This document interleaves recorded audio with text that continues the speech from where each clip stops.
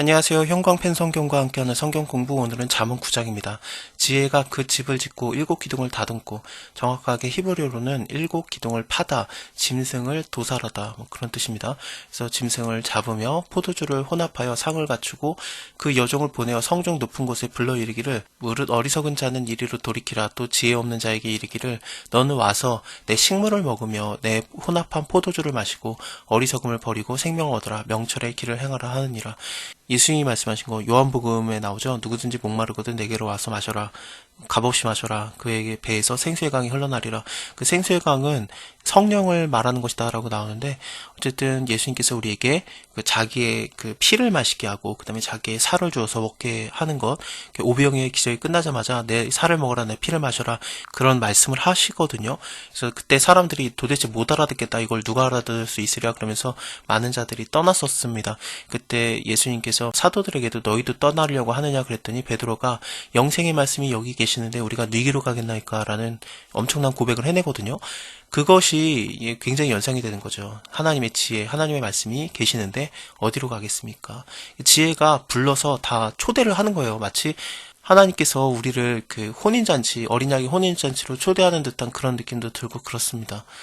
그래서 지혜가 숨겨져 있는 게 아니라 막 외치는 거예요. 그 여러 모습이 있었죠. 일단은 그 지혜가 외치는 곳이 성문 곁 그 문어기, 여러 출입하는 문에서 불렀다라는 소리도 나오고, 1장을 다시 보면은 1장에서는 문어기 성중에서, 그리고 또 광장에서 불렀다, 헌화하는 길머리에서, 이런 데서 드러내놓고 지혜가 우리들을 초대를 했던 거예요.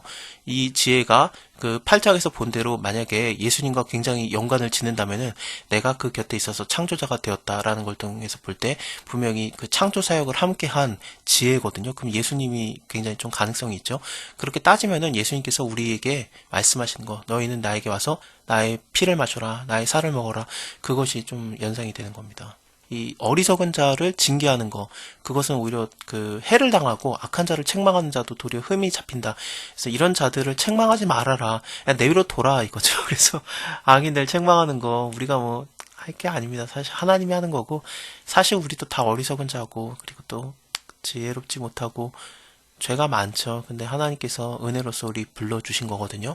그러니까 내 눈에 들보를 바라보고 남의 눈에 티 보지 말고, 그들을 뭐라고 할 거 없고 하나님께서 그들을 징계하시니까 나나 잘해야 되는 것 같습니다. 그래서 이렇게 그 거만한 자들이라든지 아니면은 악인들을 책망하면은 도리어 너희를 흠잡고 너희를 미워하니까 이것이 두려운 것이다. 지혜 있는 자를 책망해라. 그가 너를 사랑하리라. 지혜 있는 자에게 교훈을 더하라. 그가 더욱 지혜로워질 것이다. 달란트 비유도 굉장히 좀 연상이 되죠. 뭐 한 달란트, 5달란트, 10달란트 가졌는데 뭐 한 달란트 가진 자가 숨겨놓지 않습니까? 땅에 숨겨놓고 그러고 그냥 게을렀었어요. 그래서 그 주인이 왔을 때 뭐 10달란트 가진 자는 내가 그거 10개 받았는데 또 10개를 남겼나이다. 5달란트 받은 자도 내가 5달란트 받았는데 또 5달란트를 더 남겼나이다.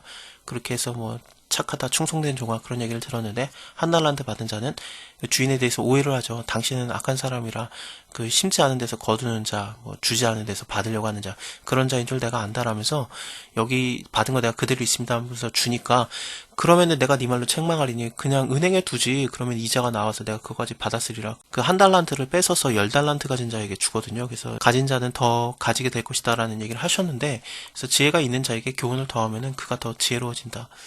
의로운 사람을 가리켜라. 그의 학식이 더하리라. 여호와를 경외하는 것이 지혜의 근본이다. 이것은 1장에서도 나왔었고요. 그리고 전도서 마지막 장에서도 나올 겁니다. 여호와를 경외하는 게 뭐였냐면은 8장 13절에 나와요. 여호와를 경외하는 것은 악을 미워하는 것이다. 왜냐하면 하나님께서는 교만과 거만과 악한 행실과 패역한 입을 미워하시기 때문에, 하나님이 싫어하는 거를 내가 같이 싫어하는 거, 악을 미워하는 거, 이것이 바로 하나님을 두려워하면서 공경하는 것입니다. 그래서 악을 미워하라, 그런 얘기죠. 거룩한 자를 아는 것이 명철이다. 나 지혜로 말미암아 네 날이 많아질 것이고 너의 생명 해가 더하리라. 네가 만일 지혜로우면은 그 지혜가 너에게 유익할 것이나, 여기 위에서도 지혜 있는 자에게 오히려 가리키거나 그러면은 책망을 하면은 오히려 그 사람이 더 지혜로워진다라고 했었죠. 그래서 하나님을 경외하는 거, 그 악을 미워하는 거, 그런 지혜를 갖고 있는 자들은 생명의 해가 더해지는데, 지혜로면 지혜가 유익한데, 만일에 거만하면은 그러면은 너 홀로 해를 당하리라.